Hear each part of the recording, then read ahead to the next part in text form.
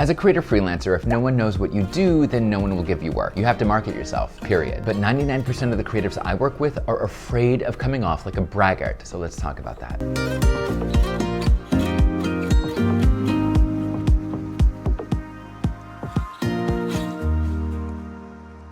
The fear you have of not wanting to come off like a braggart. The frustration you feel of wanting to get booked but not wanting to put yourself out there, otherwise you may be thought as needy. The patience you hold on to for hoping for the jobs to just fall in your lap rather than the action it takes to go out and get those jobs. It all ends now with this one mental shift. And that is, the people who are afraid to come off as a braggart never will. The ones who don't fear coming off like a braggart always do. Look at social media. Look at the conferences that you go to. Look at anyone in your industry. You know exactly who the braggarts are. Hard to ignore them. I can guarantee that those braggarts are nowhere nearly as successful as they say that they are. Their boasting is unsuccessfully covering up their dire insecurities to feel validated in their industry, and after a short amount of time, they either disappear like a flash in the pan because they're broke, or they join one of my online courses and have some serious soul searching to do. That's where the real work for them begins. Either start learning how to build a creative freelance business authentically and organically, or go back to working in a corporate cubicle. So if you're concerned about ever coming off like a braggart, that means you have a heart and you have a soul. And you probably never will be thought of as braggadocious by others. Isn't that a relief? But, and it's a big but, the problem still remains. As a creative freelancer, if no one knows what you do, then no one will give you work. You have to market yourself. And most people think that marketing is black and white, where they think that the only way they can get work is by giving their credentials. Here's an example. I'm a product photographer with 10 years of professional working experience.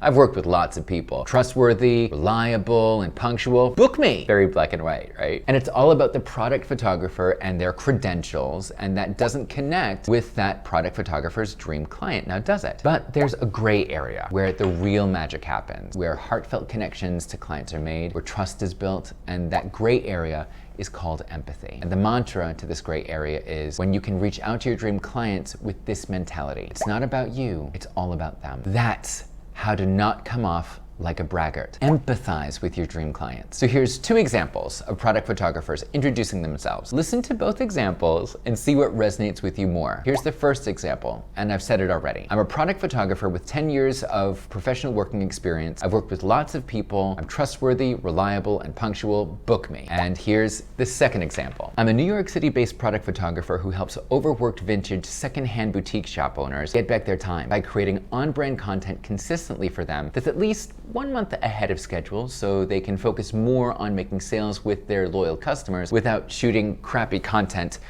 with an iPhone 3. So which one vibed with you more? Which one spoke to your heart? Which one, if you were a vintage secondhand boutique shop owner who lived in New York City, which example would make your ears perk up? The second one, of course, both examples were of the same person, a product photographer, but the second example used empathy to speak to their dream client. In no way in the second example did they come off like a braggart, but I can't say the same thing for the first example. So here are 4 ways to stop unknowingly come off like a braggart and start consciously coming off like a creative freelancer who empathizes with their dream clients. Number 1, stop using the words I, me, my. Start using the words you and your. Remember, it's not about you, it's all about them, your dream client. 2, stop using buzzwords like professional, trustworthy, reliable, punctual. Those are all given, those are all standard, and it's already assumed. I hope you are professional, trustworthy, reliable, and punctual, otherwise I wouldn't book you. So start integrating those words into your creative process even more than you are already, so your dream clients are the ones saying that you are professional, trustworthy, reliable, and punctual to their friends,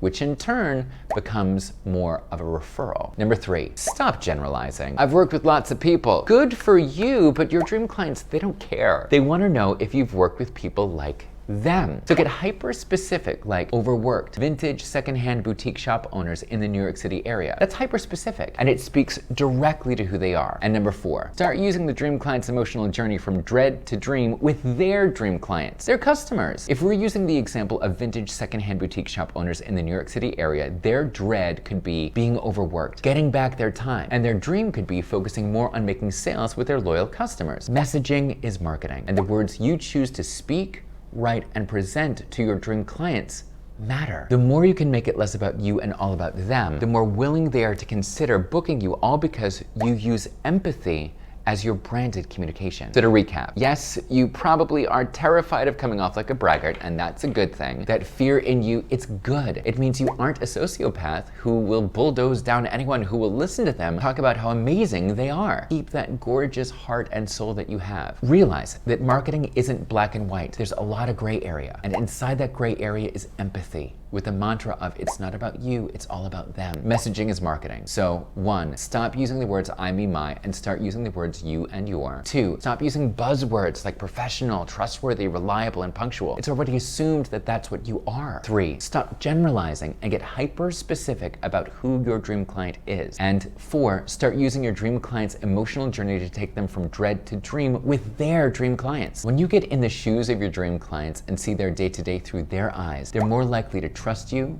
more likely to want to get to know you, and more likely to book you. And there you have it, how to not come off like a braggart. But maybe you want to learn even more about how to empathize with your dream clients so you can make even better connections when reaching out to them. Well, I've got something for you. My Discover Your Dream Client Masterclass. This free 5-day workshop is exclusively for creative freelancers who never want to feel like a braggart when marketing ever again. They want to learn how to empathize with their dream client, deep dive into their dream client's emotional journey from dread to dream, and come out on the other side with crystal clear clarity on how to speak to their dream clients to build proper working relationships. All the information about my Discover Your Dream Client Masterclass is below. Everything's pre-recorded, so you can dive in at your own pace. There'll be some Q&A sessions, so you can ask your questions, get my answers, and discover your dream client, along with other like-minded creatives. And if you can't make the Q&A sessions live, then a replay will be sent to you. But in order to get all of that and all for free, you gotta sign up. I look forward to helping you discover who your dream client really is,